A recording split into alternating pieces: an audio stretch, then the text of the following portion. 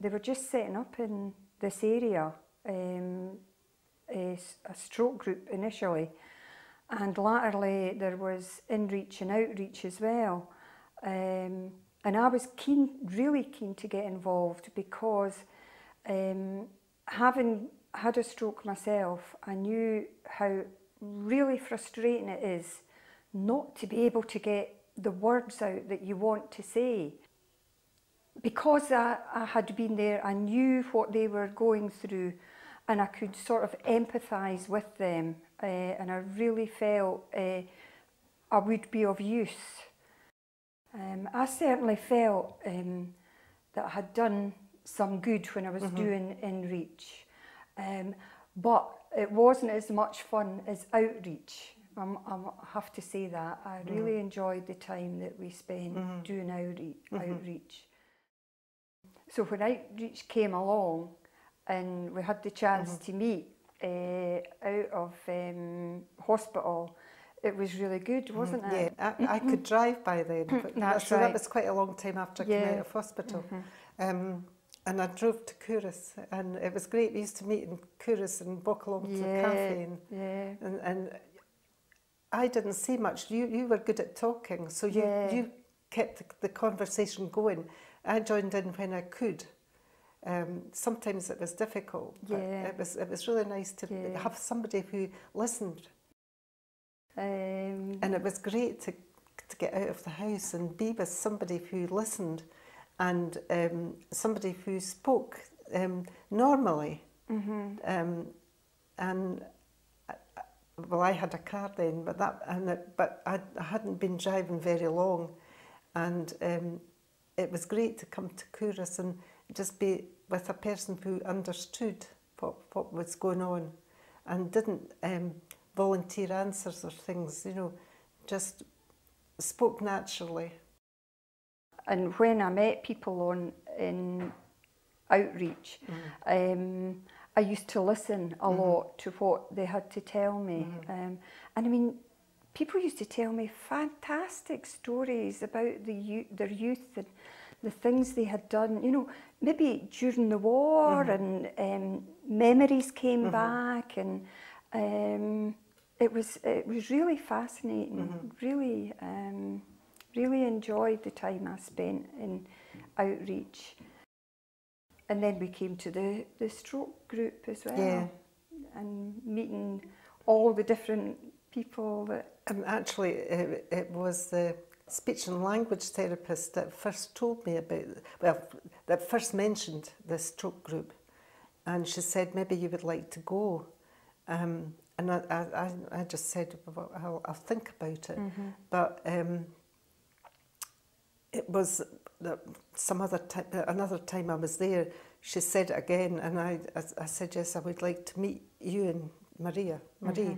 Marie said that the stroke club was good, would be good for me, and I quite agreed with her. I mean, I would like to have gone, and it has happened, and it was wonderful. When you did start, I sort of sat beside you, so as you weren't overawed by all that was going on.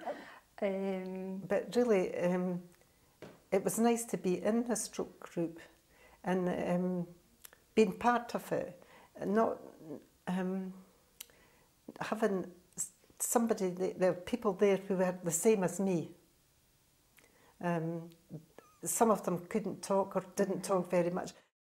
One of the best times is when we just talk, and at coffee time, things like that, we just sit and talk, and I can join in with that, and it doesn't matter if the person beside me doesn't talk, because I know that I was once like that. And it's really nice to be able to sit and chat and not think, am I talking correctly? And if you make a mistake or you can't remember a word, it doesn't matter. I know what you mean. It is really nice to be beside a lot of people who've got that in common. Nobody rushes you, nobody interrupts you. the hardest thing of all is getting people to listen to you. And that's what's important about the people who can't talk very much at the stroke group, is giving them time to get it out, or to be able to explain, not verbally, but with their hands or with their faces, anything. Do you remember the time when Christine couldn't remember that her dog had been ill the night before, and she couldn't remember what had happened to him, and we tried everything and still she couldn't remember. So somebody gave her a pencil and a piece of paper, and she wrote something. She wrote ST, and at first we thought she was trying to tell us the name of the dog. That's right. But then I think she put STR, and somebody said stroke. She says, and it was true. She said that the dog had had a stroke. And I thought that was brilliant, because she couldn't say the word, but she knew, well, she knew what it was, but she couldn't speak it.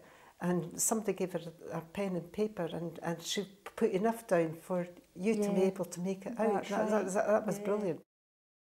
When I started, she was very quiet. Yeah. But since then, she's moved on. She's moved, she was really quiet when she first came to the stroke club. She just sat back and let things happen round about her. But gradually, her confidence has grown, and I think now she enters into conversations where she wouldn't have before. And it's quite funny because she's quite bossy. I know. And it's lovely to see that coming out, you know, it's such a change. It's taken a few years for that to happen, which is great, because that makes me think that my progress is on target, not, you know, there's still time for it to make more improvements. Ros, you may not realise, but we actually have to do a lot of training to be a volunteer. But we do get a lot of support from Marie while we're doing the training, and it covers all different aspects. You would be amazed. You know, we have to cover, obviously, first aid. We did different courses like communication strategies, which I might be able to get out one day.